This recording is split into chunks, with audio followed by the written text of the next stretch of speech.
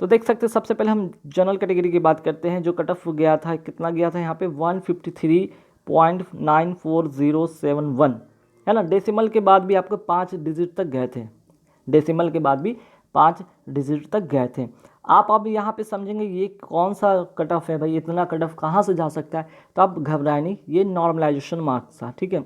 बहुत सारे स्टूडेंट को नहीं पता था कि जो मार्क्स इनको लगा कि भाई आउट ऑफ 200, ठीक है, आउट ऑफ जो 200 था उसमें से उनको लगा कि ये मार्क्स आए हैं, लेकिन नहीं, आफ्टर नॉर्मलाइजेशन ये मार्क्स है, क्योंकि काफ़ी सारे शिफ्ट में पेपर हुए, 22 से लेकर 24 में तारीख तक हुआ ये पेपर, तो नॉर्मलाइजेशन तो हुआ। कितना हुआ एग्जैक्ट मैं नहीं बता सकता, लेकिन इतना मान के चले कि आपको 10 से 15 मार्क्स नॉर्मलाइजेशन में भरे होंगे। अब किसको कितना भरा ये तो उन्हीं कैंडिडेट को पता होगा, लेकिन ध्यान रखिएगा इस बात को, ठीक है। अब आगे जिक्र करेंगे हम ओबीसी का जो यहाँ पे देख रहे हैं कट ऑफ कितना गया था 152.42890, ठीक है। वही एससी कैटेगरी और एसटी कैटेगरी की बात करते हैं। एससी कैटेगरी में 138 पॉइंट समथिंग आगे देख लेंगे कितना गया है। एसटी कैटेगरी की बात करें 130.94753 गया था कट ऑफ।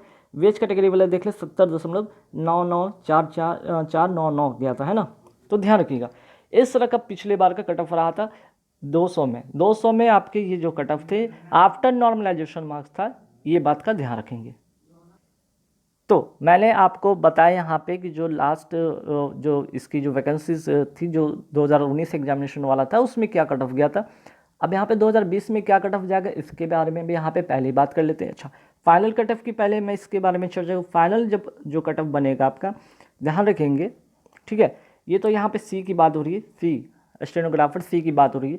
तो मान के चले कि आप यहाँ से 10 से 15 नंबर और ऐड करके चलेंगे तब आपका फाइनल कट ऑफ क्लियर हो जाएगा। 10 से 15 नंबर एक्स्ट्रा मान के चलेंगे आपका फाइनल कट ऑफ क्लियर हो जाएगा।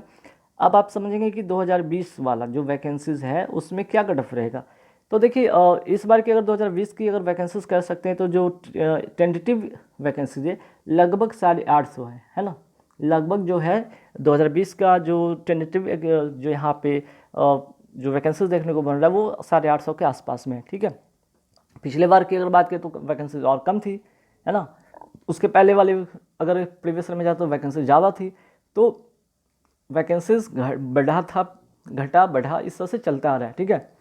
कट ऑफ भी इस तरह से देखते हैं। अगर कट ऑफ की बात करें तो कट ऑफ हर बार बढ़ता जा रहा है। कट ऑफ में ऐसा नहीं कि कमी आ रही, कट ऑफ हर साल बढ़ता ही जा रहा है। तो इस बार भी कट ऑफ आपको ऐसा नहीं कि वैकेंसीज अगर बहुत थोड़े बढ़ के आएंगे तो आपको जो कट ऑफ कम देखने को मिलेगा, नहीं, कट ऑफ आपको लगभग इसी के आसपास में देखने को मिलेगा। मैं समझता हूँ अगर जनरल कैटेगरी की हम बात करते हैं, अगर मैं जनरल कैटेगरी की मैं बात करूं तो कट ऑफ क्या रह सकता है ना, कट ऑफ क्या देखने को बन सकता है इस पर मैं बात कर रहा हूँ। तो यहाँ देख सकते हैं कि कट ऑफ अगर मैं कहूँ तो 150 के ही आसपास में देखने को बनेगा, है ना। 150 के आसपास में ही देखने को बनेगा, ठीक है। ये नॉर्मलाइजेशन पर डिपेंड करेगा किनका कितना बढ़ता है, नॉर्मलाइजेशन के बाद कितना आता है, लेकिन मान के चले जो आफ्टर नॉर्मलाइजेशन होगा वो 150 के आसपास ही कट ऑफ रहेगा, ठीक है। चलिए, तो मैं बात कर रहा था यहाँ पे सी की बात कर रहा था ना।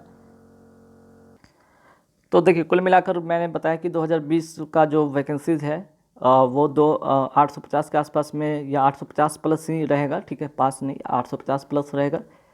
तो आपको एक ओवरव्यू में दिखाना चाह रहा कि भाई कि जो इस बार की सिनेरियो क्या हो गया, लास्ट ईयर की क्या कट ऑफ गया था, ठीक है। अब यहाँ पे आप आके देख सकते हैं कि स्टेनो जो है डी का देख लीजिए, सी का मैंने बता दिया, डी का देखिए कट ऑफ क्या गया था। जनरल कैटेगरी का मैं बात करता हूँ यहाँ पे 134.53552 गया था। अब आप ये कहेंगे कौन से मार्क्स है, तो आफ्टर नॉर्मलाइजेशन मार्क्स है, ठीक है। नॉर्मलाइजेशन के बाद का ये मार्क्स है, तो ध्यान रखिएगा, ठीक। वहीं ओबीसी की बात करें 133.10093, एससी कैटेगरी देख लीजिए 120.01819, एसटी कैटेगरी 96.73246, ठीक है। ईडब्ल्यूएस देख लीजिए यहाँ पे 122.91491942, ठीक। बाकी अदर कैटेगरी आप यहाँ पे देख सकते हैं। अगर एक नज़र आपको और मैं पीछे ले जाऊँ 2018 की बात करूँ, ठीक है, यहाँ पे देख सकते हैं 2018 वाली वैकेंसीज की मैं बात करूँ जिसका पेपर कब हुआ था, 6 यहाँ पे 5 फरवरी 2019 से लेकर 6 फरवरी 2019 तक, है ना। तो देख सकते हैं कि जो वैकेंसीज आती है उसके नेक्स्ट ईयर ही एग्ज़ाम लगभग समझिए कि इधर 2-3 साल से हो रहा है। 18 वाली वैकेंसीज का एग्ज़ाम होता है 2019 में, 19 वाला का एग्जामिनेशन होता है 2020 में, और 2020 वाला एग्जामिनेशन हो रहा है 2021 में, ठीक है। तो ऐसे ही एक सा एग्ज़ाम चलता आ रहा है, काफ़ी लेट हो रहा है। नोटिफिकेशन के बाद पहले जहाँ 2 से 3 महीने में एग्ज़ाम हो जाता था, अब यहाँ मान के चले कि 6 से 8 महीने का समय लग जाता है। या इधर तो पिछले बार के देखें तो कोविड-19 पैंडेमिक के कारण तो डिले हुआ था, ठीक है। तो मान के चले कि लगभग नोटिफिकेशन के बाद 2 से 3 महीना लगते हैं, एग्जामिनेशन हो जाता है। लेकिन फिर ये इधर 2-3 साल से देखें तो ट्रेंड में कि 6 से 8 महीने समय ले लेते हैं ना। स्किल टेस्ट में आपको ज़्यादा समय नहीं मिलेगा, स्किल टेस्ट में मुश्किल से आपको 2 महीने से ज़्यादा समय नहीं मिलेंगे, ठीक है। तो इस बात का तैयार रहिएगा। तो मैं थोड़ा सा लास्ट ईयर एक बार और चलता हूँ। जनरल कैटेगरी देख सकते हैं 138, ठीक है, सी का। और जो इस बार का था, है ना, 2000 अगर हम बात करते हैं 19 का, तो जनरल कैटेगरी के कितना है 153, ठीक है, 153 यहाँ पे देख रहे हैं। तो यहाँ पे 138 और 153, ठीक है, तो काफ़ी मार्क्स का डिफरेंस है। तो मान के चलिए ये तो आफ्टर नॉर्मलाइजेशन यहाँ पे मार्क्स बढ़ेंगे ही बढ़ेंगे आपके, ठीक है।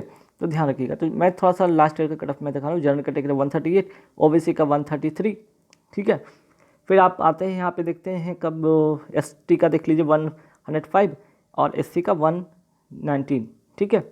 इस तरह से कट ऑफ गया था। और यहाँ पे देख सकते 5 से लेकर 8 फरवरी के बीच में 3 दिन एग्ज़ाम चला था, ठीक। चलिए वहीं अगर हम बात करते हैं डी का, तो डी का देख लीजिए जनरल कैटेगरी का 134, ओबीसी का 130 और एसटी का 97 और एससी का 113, है ना। तो इस तरह से आप देख सकते हैं, ठीक है। तो पिछले बार से देख सकते हैं कि आपका नॉर्मलाइजेशन मार्क्स ऐड हो रहा है। लेकिन 2019 की बात करें तो यहाँ पे नॉर्मलाइजेशन वाला कोई मार्क्स नहीं था। एक जो कट ऑफ था एग्जैक्ट वो ही आया है, ठीक है, आउट ऑफ 200 में, है ना। अब इम्पॉर्टेंट थोड़ा सा देख लीजिए स्किल टेस्ट का जो टाइम ड्यूरेशन क्या होता है। जो स्टेनो सी के लिए अप्लाई करेंगे या डी के लिए अप्लाई करेंगे उनको देख लीजिए। अगर जो स्टेनो डी के लिए अगर बात करते हैं, इंग्लिश से अगर शॉर्ट हैंड है, उनको 50 मिनट मिलेगा ट्रांसक्रिप्शन करने के लिए, ठीक है। 10 मिनट का तो उनको जो डिक्टेशन होता है, 10 मिनट का क्या डिक्टेशन कराया जाता है ना। 10 मिनट के बाद डिक्टेशन के बाद क्या होता है कि आपको उसके बाद क्या होता है, कंप्यूटर हॉल में भेजा जाता है, जहाँ कंप्यूटर सिस्टम पे आपको 50 मिनट का समय मिलेगा, वहाँ पे आपको ट्रांसक्रिप्शन करना है, ठीक है। 10 मिनट का दूसरे हॉल में आपका डिस्कशन होगा। फिर अनदर हॉल जो आप दूसरे हॉल में जहाँ जाएंगे, जहाँ कंप्यूटर सिस्टम लगा होगा, वहाँ पे उस पर टाइप करने होंगे, जिसके लिए 50 मिनट मिलेगा। हिंदी वाले के लिए 65 मिनट मिलेगा। स्टेनो सी के लिए इंग्लिश के लिए 40 मिनट मिलेगा और सी के लिए हिंदी के लिए 55 मिनट मिलेगा, ठीक है। तो इस तरह से आप देख सकते हैं कि अगर आप स्टेनो की तैयारी कर रहे हैं या स्टेनो इसका इस बार फॉर्म भरे, तो आपको इन सब बातों का ध्यान रखना होगा, है ना। कुछ बात का ध्यान रखना होगा विशेष, जैसे कि आप कर सकते हैं क्लियर। अगर मैं करूँ बात की, अगर मान लिया 2020 का अगर मैं बात कर रहा हूँ एग्जामिनेशन का, ठीक है। अगर मैं एक एग्जांपल ले लेता हूँ कि चलो भाई जनरल कैटेगरी का अगर आपका 150 कट ऑफ जा रहा है, तो इससे 10 से 15 मार्क्स ऐड कर ले फाइनल कट ऑफ, ठीक है। फाइनल कट ऑफ में आपका 10 से 15 मार्क्स ऐड कर लेंगे, ठीक, तो आपका यहाँ पे फाइनल आपका रिजल्ट बन जाएगा, ठीक है। और स्किल सबसे इंपॉर्टेंट चीज़ है स्किल टेस्ट। तो रिजल्ट के बाद क्या होता है कि बहुत सारे ऐसे भी कैंडिडेट होते हैं जो एसएससी की तैयारी करते हैं, सीजीएल की तैयारी करते हैं, या एमटीएस हो, सीएचएसएल हो, तो इस तरह के कैटेगरी में तैयारी करने वाले स्टूडेंट भी क्या होते हैं कि स्टेनो के फॉर्म भर देते हैं। लेकिन होता क्या है यहाँ पे स्किल टेस्ट या शॉर्ट हैंड इनको आता नहीं है, जिसकी वजह से वहाँ से वो हट जाते हैं। तो इनको किनको यहाँ पे फिर मौका मिलेगा और किनको फ़ायदा होगा, स्टेनो जिनकी तैयारी कर रहे हैं, जो सिर्फ और सिर्फ स्टेनो की तैयारी करते हैं, उनके लिए यहाँ पे एक अपॉर्चुनिटी अच्छा बनेगा, ठीक है। तो ध्यान रखेंगे इस बात का कि आप उन लोगों के बीच में फाइट नहीं कर रहे जो सीजीएल या सीएचएसएल की तैयारी करें, आप उन लोगों के साथ फाइट करें जो सिर्फ और सिर्फ स्टेनो की तैयारी करते हो, ठीक है। तो आप अपना तैयारी को बेस्ट करेंगे। अब चूँकि आप सभी को